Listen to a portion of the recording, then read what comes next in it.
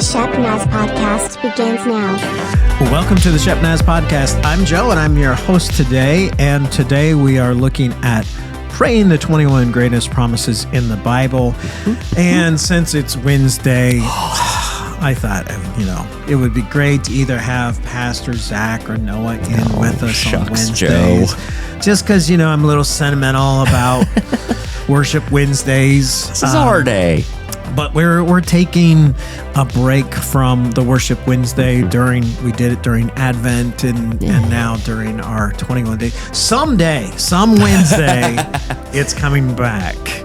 You never know. I don't know if you knew this, but the Wednesday between Christmas and New Year's, like New Year's Eve day. Yes, sir. I replayed a Worship Wednesday episode. I did see for that day. It was actually the most streamed Worship Wednesday of the year. Yeah. So I thought, you know what? We'll just... Was it the Hebrew words that nobody knew about? I was being lazy. Just replaying podcasts. Who does that? I don't know. I saw other people do it. I thought I could get by with it. Yeah, I think you're okay. All right. I think you've earned that right. One day. I get one. That was it. We'll give it to you for sure. Right. So today is chapter 10, God's promise of divine promotion. Now, I don't know in my Christian walk that I've actually, heard somebody articulate that, hey, there's God's promise of divine promotion. So I'm kind of curious of what this is talking about. Do you want to at least get into the scripture that it's being based off of? Yeah, would love to. The one that they use at the top of the page here, this is coming out of Psalm 75, verses 6 through 7. No one from the east or the west or from the desert can exalt a man, but it is God who judges. He brings one down, he exalts another. Yeah. So I find that very interesting. Because it was funny because as I was digging through this, I read that and then I was like, oh, we haven't even touched on this passage at all through the majority of this chapter. But it does make sense. It does come back around. Okay. So that's good. So I guess I love that it does open up with a question, and I think we've all kind of been there at some point. You ever wanted to be promoted? And there's some people that can say either or. There have definitely been times in my life where I'm yeah. I remember working at a restaurant for many, many years and dropping... You would like to be promoted. Yeah, I don't want to work in a kitchen forever, right? Yeah. But there have also been times where it's hey, I don't want to take on more responsibility right now. I am cool with where I am. Yeah, exactly. But I do believe that all of us in some way, shape, or form have wanted that. I want more, maybe more influence, maybe more authority, maybe more financial stability, whatever it is. I think we've all been in some way, shape, or form looking for a bit of promotion. And I think there's definitely two ways that people can go about this if we're looking at the Christian context. And I think the difference that I'm seeing here is what we're talking about in this chapter, divine promotion, where God's in it, or that scheming way of promotion where you're kind of you're the one moving the chips. You're the one trying to angle it. Exactly. To set yourself up for the promotion. And the story that he goes into is the story of Esther. And there's a lot of really cool stuff in this passage. I admitted in our prayer time this morning that now having kids, especially, a lot of my scriptural understanding of this passage was from the VeggieTales episode. Yeah. And I learned that there's some stuff that they didn't throw in there. Really? They didn't cover all of it. Believe it or not, asparaguses can't tell the whole story, but believe it or not. So there are four main characters in this, and you got Esther. Esther was a young Jewish woman. She was really beautiful. Ended up becoming the queen. You got Artaxerxes, who was the king of Persia. You got Haman, who was the king's highest official and kind of Artaxerxes' right-hand man. And then you got Mordecai, who was Esther's cousin, and Mordecai was this good, godly man. Had his stuff in order. Well, at one point, the king had kind of ordered everybody hey, Haman's my guy. He's powerful, he's mighty, and I want him to know it. And so when you see Haman, you got to bow down to Haman. Like, show the man some respect. Yeah. And to me, it seems a little much. Like, give the guy a pat on the back, but like, don't make everybody bow down to him. But then comes Mordecai. And we had mentioned this Mordecai guy. He's a godly man. And, very similar to the story we hear about Shadrach, Meshach, and Abednego. Believers, we only bow down to one, and that's our Savior. That's the Lord. That's God. That's Jesus. And so if he's being a godly man and being ordered to bow down to Haman, he's not going to do that. And he doesn't. And if you can't tell, Haman, he's a little bit of a, what's the word I'm looking for here? Self-important? Yeah, he thinks pretty highly of himself and wants the rest of the world to do so. So when he sees Mordecai not bowing down to him, he's got a problem with that. And so he goes back and tells the king, like, hey, we got to do something about this. But here's the thing. Here's what Haman does. And here's the difference between divine promotion and scheming your way through it. So Haman goes to the king, and instead of just saying like, there's this guy named Mordecai, and he's not bowing down to me, so can I beat him up? Like, he's like, no, I'm so mad that like, I know the guy's Jewish. He's not bowing down to me because he serves the Lord. And so I'm going to not just wipe out Mordecai. I'm going to wipe out all of them. And so he goes to the king and he like makes this proposal. This is where he could have just said, he's like, he did this. He's a Jew. I'm going to kill them all. Right. But he does this proposal thing where he's like, we could kill off all the Jews and then we could take all their stuff. And in fact, we would get more taking their stuff, like financial gain, than it would cost us to go and actually do this. So yeah, we might have to put a little bit of effort and finances into it at the front end, but in the back end, it's going to not only benefit us by taking out the Jewish people, but we're going to get their stuff. We're going to make money off this. Which, how evil is that? That you can look at a whole group of people and say, you know what? It cost this much to kill them all, and we'd get this much in return from all of their possessions. So, yeah, looks like we could turn a profit by killing this entire race of people. Exactly. Yeah. You're so mad that one dude didn't bow to you that you are now running the numbers on what it would take like to wipe out a religion. Yeah. Like, it's pretty crazy. And so while he's in the middle of doing this, this also tells you a little bit about the king. King's married, he's got a queen, but he gets bored of her. He's just kind of like, yeah, I'm kind of done with this gal. So what I'm going to do is throw a giant beauty pageant for all the young available ladies in the kingdom, and I'm going to pick which one I want. And so what I love about... Again, which makes Mrs. Artaxerxes feel really good. Yeah, she was stoked about all of this, right? She's like, yeah, you've done your job, now get out. All right. And this is what it cracks me up about the VeggieTales version, and this is one I'm not going to let go of. You see Esther kind of not interested in said beauty pageant. Mm-hmm. She's like, I don't want anything to do with this. Like, this seems a little sketchy. And so she's not wanting to participate in this. Again, this is the VeggieTales translation, so whatever, I have it in my head.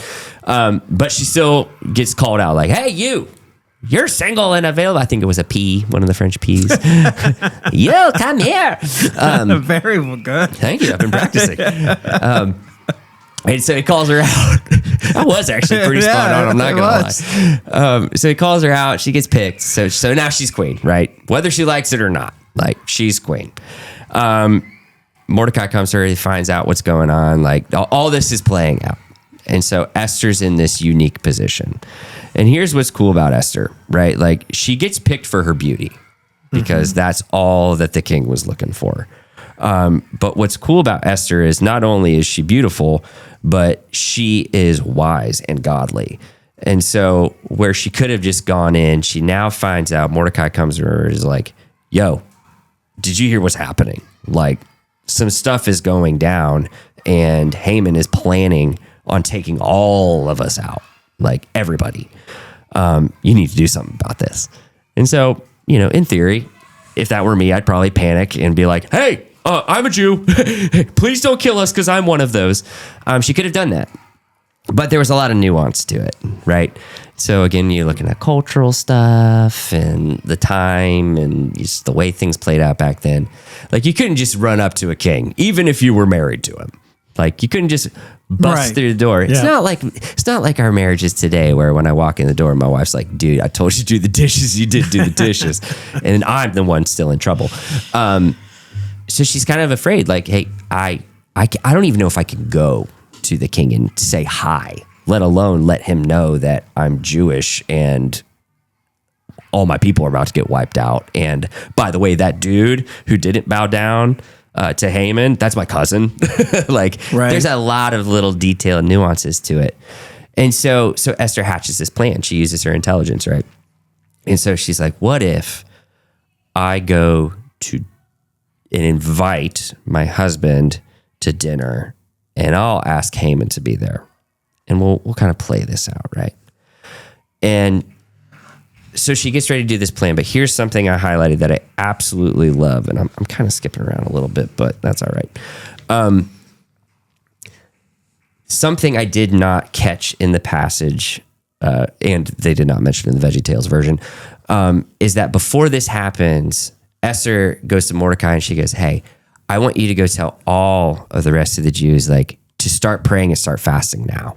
Because, like, what I'm about to do, like, I might get killed before I even get a word out.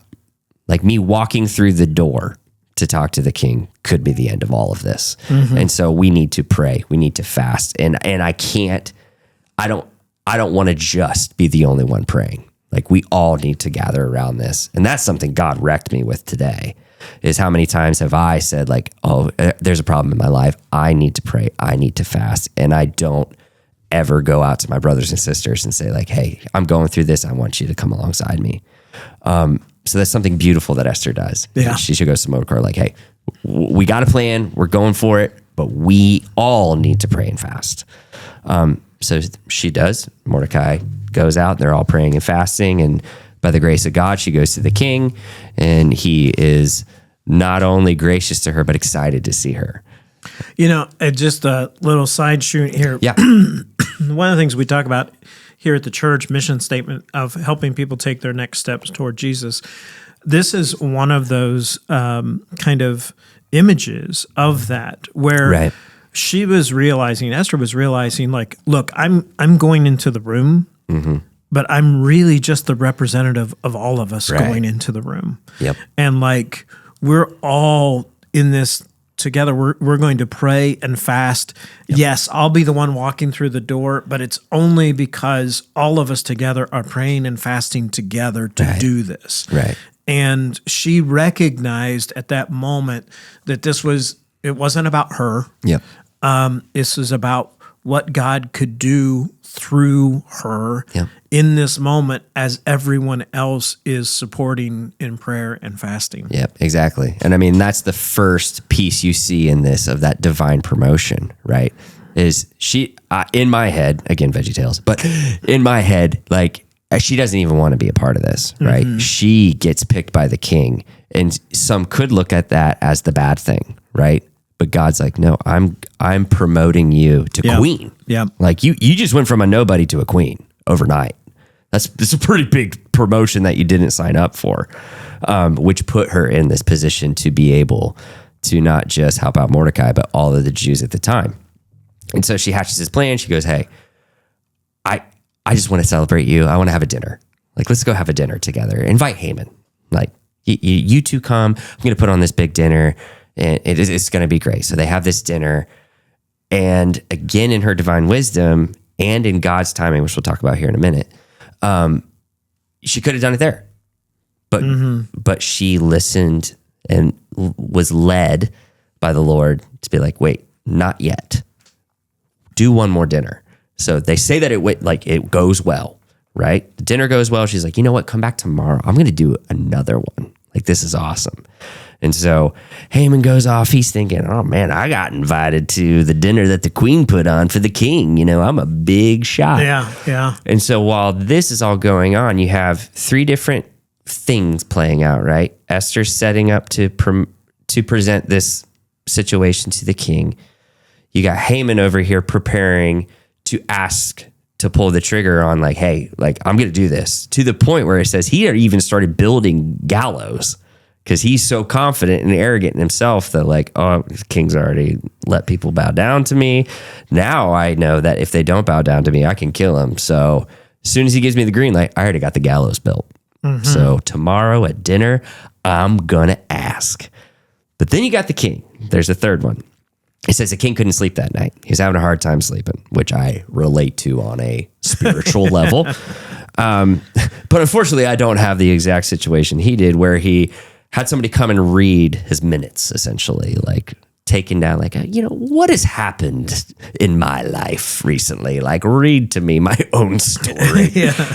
And one of the things that had happened that apparently he didn't remember was that Mordecai, at some point along this story, had caught wind that there was somebody plotting to kill the king. And so he went and made that known, and they were able to stop this assassination of the king from happening. And it's only because Mordecai went and did the right thing. And so he's like, oh, well, that's a big deal. Did we ever do anything for this guy? Like, nope, you didn't do anything. He's like, well, we need to do something, right? So fast forward to the next day. They sit down for dinner. There's, again, a beautiful feast happening. Esther's just throwing the party of a lifetime, and the king is eating, and Haman's eating, and the king looks over at Haman like, hey, what if somebody did something like really awesome for you? Like, what would you do to thank them? And Haman, in his arrogance and in his look at me, he's thinking, oh, he's talking about me. Yeah. Oh boy. Right. What can I what ask could for? I get out of this? Yeah. Exactly. And so he's like, oh, well, I would throw him a parade. I would put him on the nicest horse you got. And I would make sure that everybody in the town knew he was the best thing since sliced bread. And the king's like, that's actually a great idea. Let's do it. Let's do it. And who we doing it for, king? Oh, it's this dude named Mordecai. And can you imagine like Haman's soul just getting sucked out of his body? Like, oh, not only is it not me, it's the dude that started all this that I'm about to drop on you. All right. So he's already kind of sweating at this point. So then the time comes. This happens, right? Esther comes to the king and goes, actually, here's the real reason why I brought you here, right? And she drops a bomb. There's somebody plotting to kill my people. I love the way she says that. Like, there's somebody plotting to eliminate my people. And that doesn't sit well with the king. He's like, well, you're my queen. So like, your people are my people. So like, what does that look like? Like, that can't happen. Like, I would never let that happen to my queen. Like, who on earth would do such a thing? She goes, actually, it's Haman. He's like, what? How many mic drops can you have at one dinner, right? So Haman's having a very bad day. And he's freaking out to the point where he's like, I need to go away for a second. Like, I need to walk away and go to my chambers and figure this out. He's so mad. He can't even be in the room right now. And so it says he walks away, and when he comes back, like, Haman's freaking out. And I don't know if you've ever done this. I've seen it happen like once or twice with my kids, where they know they've done something bad, and so they're begging, like, in every way, shape, and form to get out of trouble. And they're like hugging on your leg, like, I'm so sorry. I love you. I didn't mean it. Please, no. Like, this is the picture that the king walks back into, that Esther's sitting there. Haman's like all over her. And he gets even more mad at that. Again, not good for Haman at this point, but God's timing, right? So God provided the timing for a second dinner. God provided the timing for how should we celebrate this? Like, all these pieces are falling together in God's timing. And unfortunately for Haman, fortunately for everyone else, the king walks in and sees this happening. Yeah. And he's like, you're going to go as far as to like be all up on my wife after I find out you're trying to like secretly plot to kill her? He's like, dude, nope, you're going to die. Yeah. And so not only did he get killed, but they killed him with the very gallows that he had built. Yeah. The cherry on top was you didn't realize that killing device you made was for you. Right. And I wrote this down. To me, it wasn't in the book, but it just kind of stuck out to me as like arrogance is a slow and harsh killer. Like there's so many things that he had spent time and time again trying to plot to promote himself up that in the end, not only did he get the rug ripped out from him, but he was actually killed by his own arrogance, killed by his own pride, literally his own gallows that he built thinking that he had more authority than he actually had. So be careful what gallows we're building before we're promoted, right? So all that to say, God's timing, everything worked out. And then not only did, that's a lot of divine promotion. Esther gets made queen. Well, now everything that belonged to Haman, because he was a wealthy dude, he's king's second hand. Now all that's Esther's. Right. She gets his palace. And then Haman's position, Mordecai gets promoted to Haman's position. Now he's the second in command. And so all these lowly people who just did what God asked them to do, and he promoted them into a place where they were allowed and used by God to really change a lot and get promoted where they weren't even looking for it. Yeah. And I think that's the biggest thing. They weren't looking for this promotion. Like God intervened in it. Well, and I think maybe as, we're praying these promises, I'll read the promise here on 84. It says, Father in heaven, help me be the type of person who is worthy of promotion. Help me use my promotion to advance your kingdom. And I think it's really well crafted the way Dave early says, how to pray that prayer. Just as you said, not actually praying for like, God, I just want to be promoted. I just want to be, that's not what we're talking about. We're talking about, God, can you make me into a person that can be promoted? Yes. And when we are willing to humble ourselves and be in front of the Lord to say, look, I'll just do whatever you have for me to do. And help me be somebody that you can use, that you can promote.